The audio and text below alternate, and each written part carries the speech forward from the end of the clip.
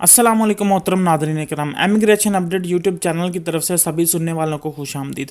आज की इस वीडियो में हम एमिग्रेशन से मुतलिक बहुत सी बातें हैं वो जो क्लियर करेंगे, जो कि बहुत से चैनल पर जो है वो गर्दिश कर रही हैं। उम्मीद है कि इन्फॉर्मेशन आप लोगों के लिए काफ़ी मुफीद साबित होगी। सबसे पहले हम लोग बात शुरू करेंगे, जो ये कानून आया है, इसे पास हुआ है, ये जो कानून पास हुआ है ये अभी तक सिर्फ और सिर्फ कैबिनेट से पास हुआ है। ये कानून अभी सिर्फ और सिर्फ जो है वो मिनिस्टर की तरफ से पास हुआ है। ये सरकारी किसी गजट में अभी तक शाया नहीं हुआ है। जब तक ये किसी सरकारी गजट में शाया नहीं होगा, ये कन्फर्म नहीं होगा, तो तब तक जो है उस पर अमल दरामद नहीं किया जा सकता। जैसा कि मैं अपनी पहली वीडियोस में भी आप लोगों को बहुत सी चीज़ें बता चुका हूं कि किस तरीके से अप्लाई करना होगा, क्या तरीकाकार होगा, ये सभी के सभी सिर्फ एक मालूमात की हद तक है। उम्मीद है कि ये जो मालूमात हैं ये यही रहेंगी, इसमें इतनी खास तब्दीली नहीं की जाएगी। पहले भी मैं आप लोगों को बता चुका हूँ कि इस कानून की जो है वो दो कैटेगरियाँ, यानी कि इस कानून के दो हिस्से हैं।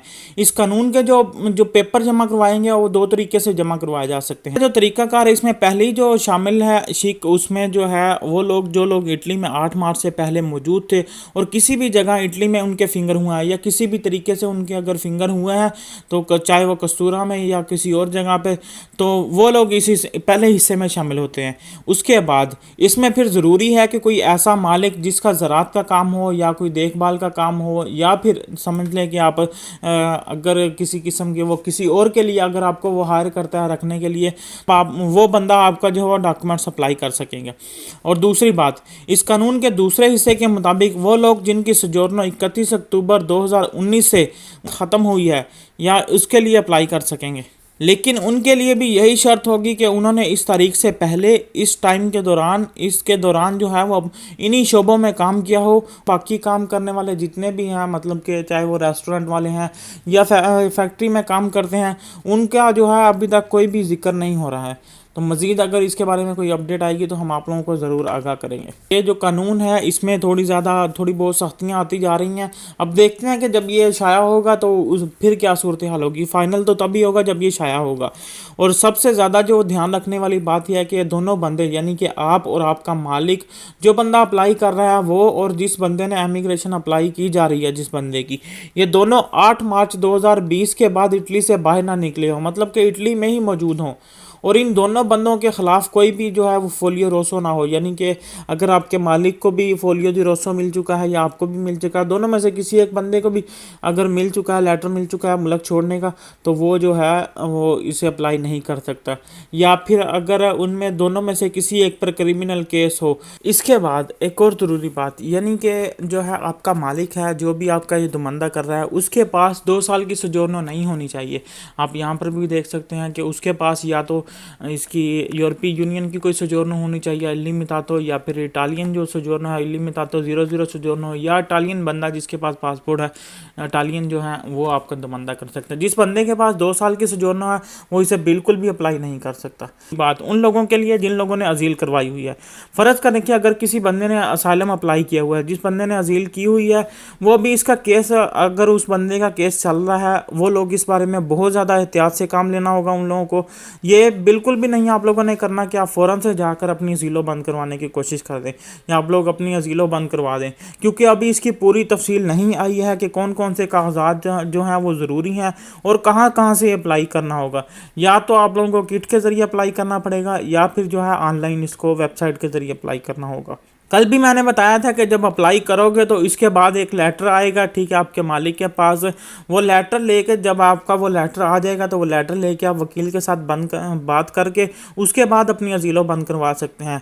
वरना जब तक जो है वो कसूरा आपको खुद ना बोले कि दोनों में से एक ऑप्शन आपको सिलेक्ट करना है, या तो आप इमिग्रेशन ले लें या फिर आप जो है वो अपनी अजील ले लें, तो फिर उस वक्त आपको ऐसा कुछ स्टेप लेना है, तो तब आप अपनी अजील बंद करवाना है।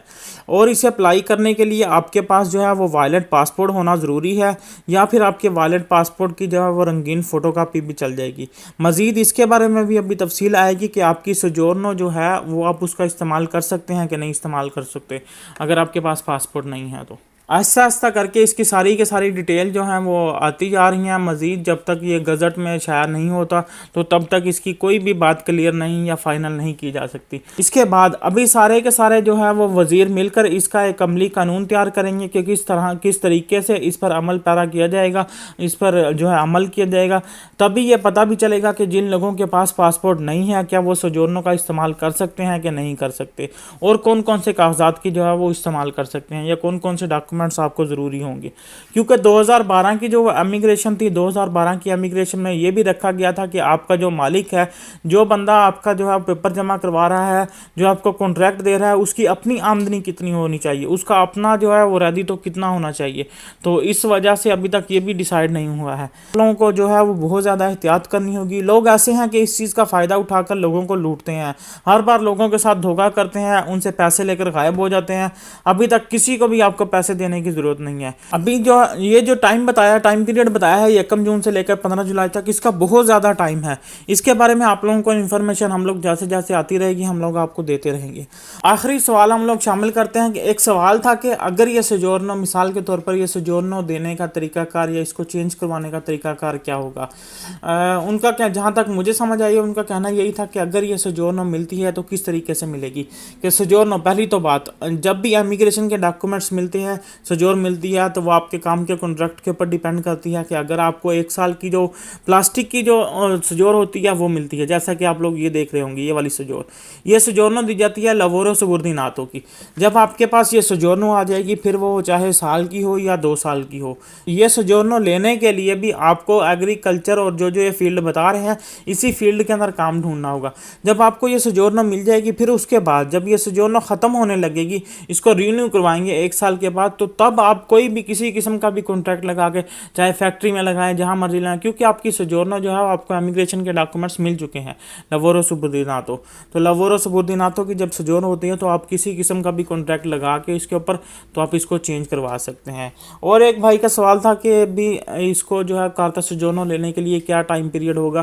कार्ता सोजोर्नो लेने के लिए टाइम पीरियड तभी होगा जब आपके डॉक्यूमेंट्स जमा होंगे इमिग्रेशन के, तो आपके जिस दिन फिंगर हो चुके होंगे, जिस दिन फिंगर होंगे तब से आपका टाइम स्टार्ट होगा। ये जो पिछले आपने चाहे 10 साल गुजारे हैं यहाँ पर, वो बिल्कुल भी आपके काउंट नहीं किए जाएंगे। तो ये थी आज की वीडियो। अगर वीडियो कहीं से भी अच्छी लगी हो तो वीडियो को लाइक कीजिए और दूसरों को शेयर कीजिए कि अभी तक इस पे जो है वो कोई भी किसी किस्म का जो है कॉन्ट्रैक्ट करने की ज़रूरत नहीं है, ना किसी को पैसे देने की ज़रूरत है, जब तक कि ये शाया नहीं हो जाता जो है गवर्नमेंट के जो वो गज़ट में, जब तक गवर्नमेंट इसको खुद ऐलान नहीं कर देती। तो मिलते हैं अगली वीडियो में, तब तक के लिए अपना ख्याल रखिए। अल्लाह हाफिज़।